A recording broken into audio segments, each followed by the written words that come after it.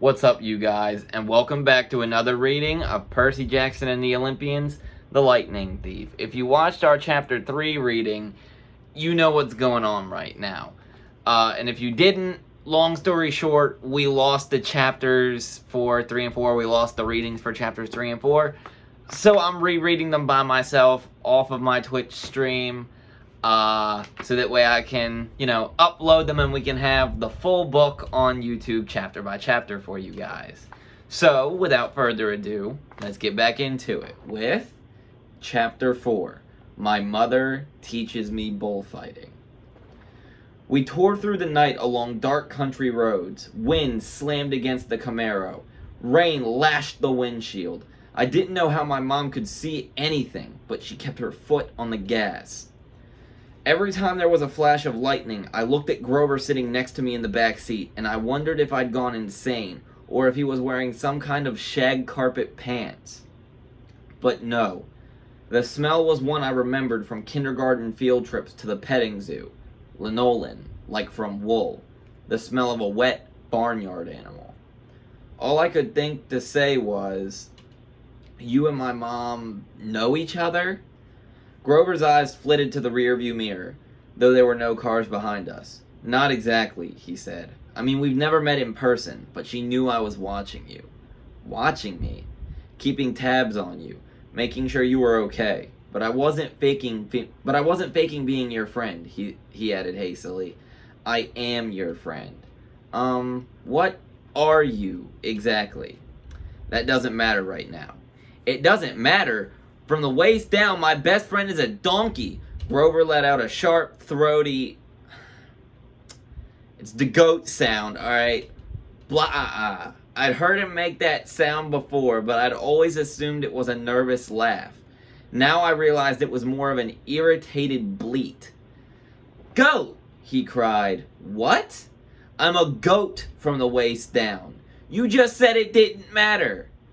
Another goat sound. Blah. "There are satyrs who would trample you under hoof for such an insult." "Whoa, wait. Satyrs. You mean like Mr. Bruner's myths?" So, I lost my spot. This is what happens when you break eye contact with the book. Damn it. Mr. Bruner's myths? Were those old ladies at the fruit stand a myth, Percy? Was Mrs. Dodds just a myth? Oh, excuse me. Was Mrs. Dodds a myth? So you admit there was a Mrs. Dodds? Of course. Then why? "The less you knew, the fewer monsters you'd attract," Grover said, like that should be perfectly obvious. "We put mist over the human's eyes. We hoped you'd think the kindly one was a hallucination, but it was no good. You started to realize who you are." Wait a minute, what do you mean?"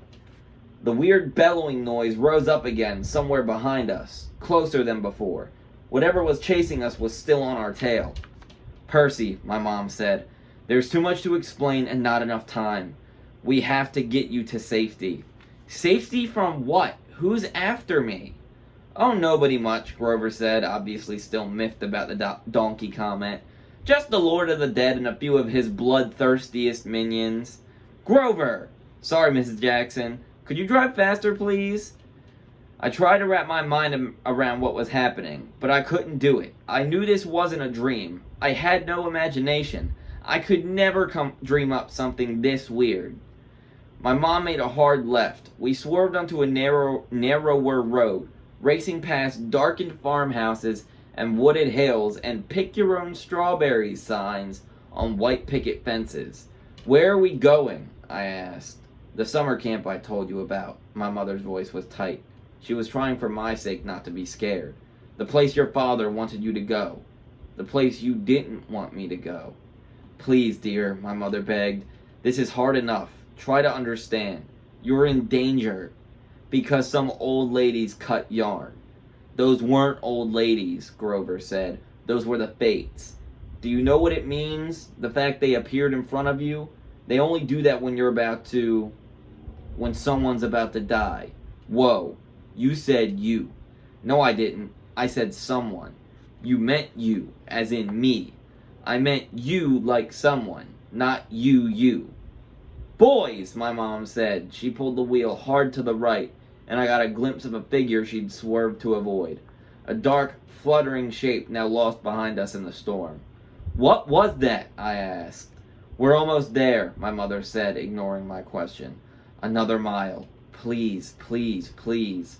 I didn't know where there was, but I found myself leaning forward in the car, anticipating, wanting us to arrive. Outside, nothing but rain and darkness, the kind of empty countryside you get way out on the tip of Long Island. I thought about Mrs. Dodds and the moment when she'd changed into the thing with pointed teeth and leathery wings. My limbs went numb from delayed shock. She really hadn't been human. She'd meant to kill me. Then I thought about Mr. Brunner and the sword he had thrown me. Before I could ask Grover about that, the hair rose on the back of my neck. There was a blinding flash, a jaw-rattling boom, and our car exploded. I remember feeling weightless, like I was being crushed, fried, and hosed down, all at the same time. I peeled my forehead off the back of the driver's seat and said, "Ow!" "Percy!" my mom shouted. "I'm okay." I tried to shake off the daze. I wasn't dead. The car hadn't really exploded. We'd swerved into a ditch. Our driver's side doors were wedged in the mud. The roof had cracked open like an eggshell, and rain was pouring in. Lightning. That was the only explanation. We'd been blasted right off the road. Next to me in the back seat was a big, motionless lump. "Grover!" He was slumped over, blood trickling from the side of his mouth. I shook his furry hip, thinking, "No, even if you are half barnyard animal, you're my best friend and I don't want you to die." Then he groaned. "Food." And I knew there was hope.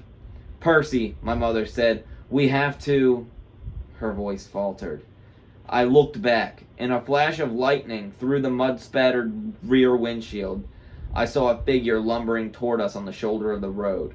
The sight of it made my skin crawl. It was a dark silhouette of a huge guy like a football player. He seemed to be holding a blanket over his head. His top half was bulky and fuzzy. His upraised hands made it look like he had horns. I swallowed hard. "Who is..." "Percy," my mother said, deadly serious. "Get out of the car."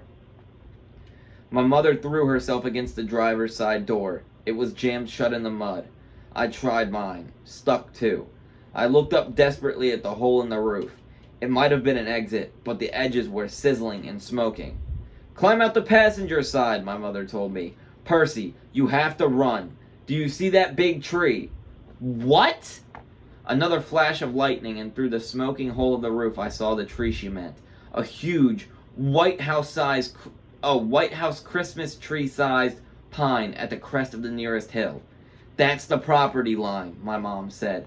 "Get over that hill and you'll see a big farmhouse down in the valley. Run and don't look back. Yell for help. Don't stop until you reach the door. Mom, you're coming too." Her face was pale, her eyes as sad as when she looked at the ocean. "No," I shouted. "You are coming with me. Help me carry Grover." "Food," Grover moaned a little louder. The man with the blanket on his head kept coming toward us, making his grunting, snorting noises. As he got closer, I realized he couldn't be holding a blanket over his head, because his hands, huge, meaty hands, were swinging at his sides. It was no blanket, meaning the bulky, fuzzy mass that was too big to be his head was his head, and the points that looked like horns. "He doesn't want us," my mother told me. "He wants you. Besides, I can't cross the property line." "But..." "We don't have time, Percy. Go. Please." I got mad then. Mad at my mother. At Grover the goat. At the thing with horns that was lumbering toward us slowly and deliberately like a bull. I climbed across Grover and pushed the door open into the rain. "We're going together. Come on, Mom." "I told you..." "Mom, I am not leaving you. Help me with Grover." I didn't wait for her answer. I scrambled outside, dragging Grover from the car.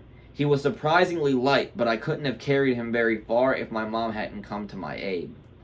Together, we draped Grover's arms over our shoulders and started stumbling uphill through wet, waist-high grass. Glancing back, I got my first clear look at the monster. He was 7 feet tall, easy. His arms and legs like something from the cover of Muscle Man magazine. Bulging biceps and triceps and a bunch of other seps. All stuffed like baseballs under vein-webbed skin. He wore no clothes except underwear. I mean, bright white Fruit of the Looms, which would have looked funny except that the top half of his body was so scary. Coarse brown hair started at about his belly button and got thicker as it reached his shoulders. His neck was a mass of muscle and fur leading up to his enormous head, which had a snout as long as my arm, snotty nostrils with a gleaming brass ring, cruel black eyes and horns, enormous black and white horns with points you just couldn't get from an electric sharpener. I recognized the monster all right. He had been in one of the first stories Mr. Brunner told us, but he couldn't be real. I blinked the rain out of my eyes. I have no idea if I'm pronouncing this correctly. Pacify, son, my mother said. I wish I'd known how badly they wanted to kill you. But he's the man. Don't say his name, she warned. Names have power. The pine tree was still too far away. It was still way too far. 100 yards uphill at least. I glanced behind me again. The bull man hunched over our car, looking in the windows. Or not looking exactly. More like snuffling, nuzzling. I wasn't sure why he bothered, since we were only about 50 feet away. Food? Grover moaned. Shh, I told him. Mom, what's he doing? Doesn't he see us? His sight and hearing are terrible, she said. He goes by smell, but he'll figure out where we are soon enough.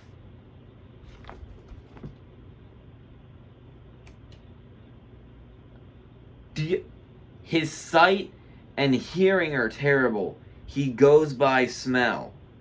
That's why he was such a good guardian in the labyrinth. Because from the books, like from Battle of the Labyrinth, we know that like the labyrinth messes with like your sight and like your hearing and all that crap, right? The Minotaur, like canonically, like the Minotaur makes such a good guardian of the labyrinth because the labyrinth is incapable of fooling his sight and hearing. That's crazy. That's crazy. Okay. But he'll figure out where we are soon enough. As if on cue, the bull man bellowed in rage. He picked up Gabe's Camaro by the torn roof, the chassis creaking and groaning. He raised the car over his head and threw it down the road. It slammed into the wet asphalt and skidded in a shower of sparks for about half a mile before coming to a stop. The gas tank exploded. Not a scratch, I remembered Gabe saying. Oops. Percy, my mom said. When he sees us, he'll charge. Wait until the last second, then jump out of the way, directly sideways. He can't change directions very well once he's charging. Do you understand? How do you know all this? I've been worried about an attack for a long time. I should have expected this. I was selfish keeping you near me. Keeping me near you? But... Another bellow of rage and the bullman started tromping uphill. He'd smelled us. The pine tree was only a few more yards, but the hill was getting steeper and slicker, and Grover wasn't getting any lighter. The bullman closed in. Another few seconds and he'd be on top of us. My mother must have been exhausted, but she shouldered Grover. Go, Percy, separate. Remember what I said. I didn't want to split up, but I had the feeling she was right. It was our only chance. I sprinted to the left, turned, and saw the creature bearing down on me. His black eyes glowed with hate. He reeked like rotten meat. He lowered his head and charged, those razor-sharp horns aimed straight at my chest. The fear in my stomach made me want to bolt, but that wouldn't work. I could never outrun this thing. So I held my ground, and at the last moment, I jumped. to the side. The bullman stormed past like a freight train, then bellowed with frustration and turned. But not toward me this time. Toward my mother, who was setting Grover down in the grass. We reached the crest of the hill. Down the other side I could see a valley, just as my mother had said, and the lights of a farmhouse glowing yellow through the rain. But that was half a mile away. We'd never make it. The bullman grunted, pawing the ground. He kept eyeing my mother, who was now retreating slowly downhill, back toward the road, trying to lead the monster away from Grover. "Run, Percy," she told me. "I can't go any farther. Run!" But I just stood there, frozen in fear as the monster charged her. She tried to sidestep as she told me to do, but the monster had learned his lesson.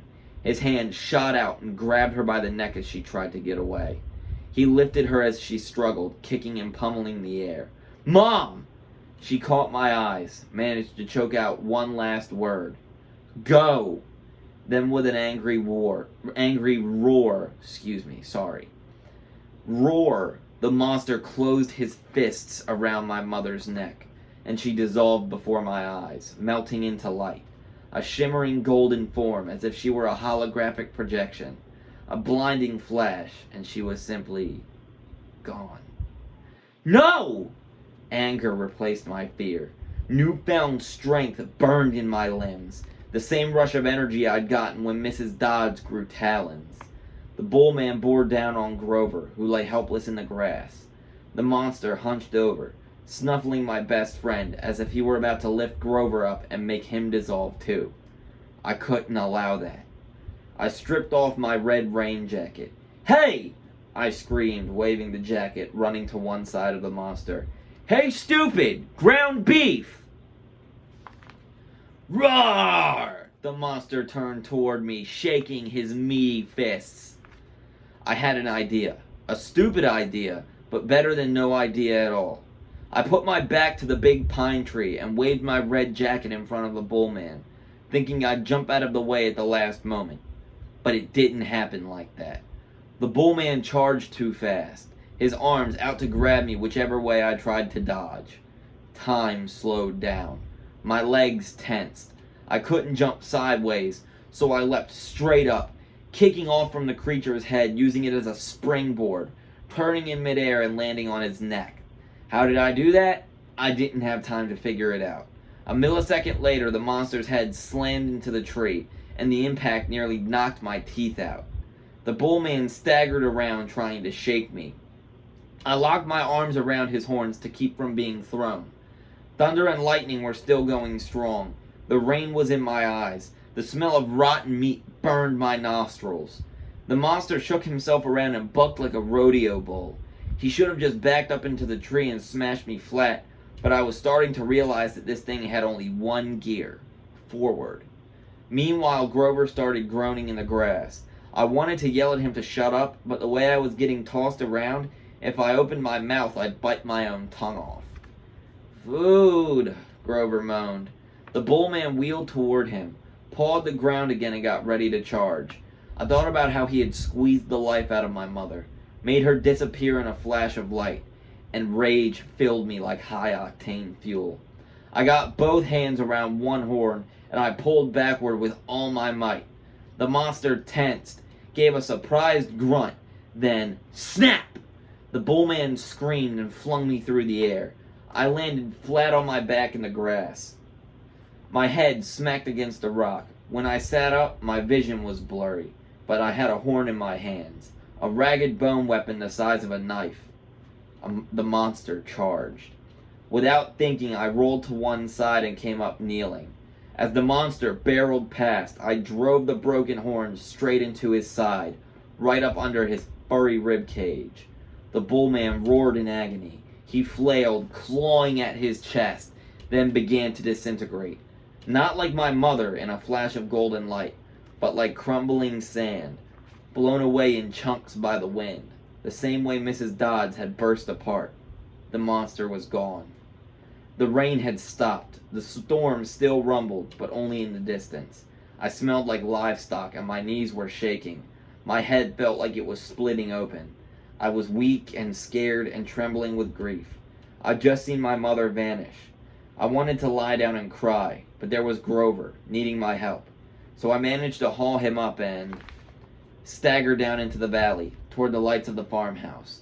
I was crying, calling for my mother, but I held on to Grover. I wasn't going to let him go. The last thing I remember is collapsing on a wooden porch, looking up at a ceiling fan circling above me, moths flying around a yellow light, and the stern faces of a familiar-looking bearded man and a pretty girl, her blonde hair curled like a princess's.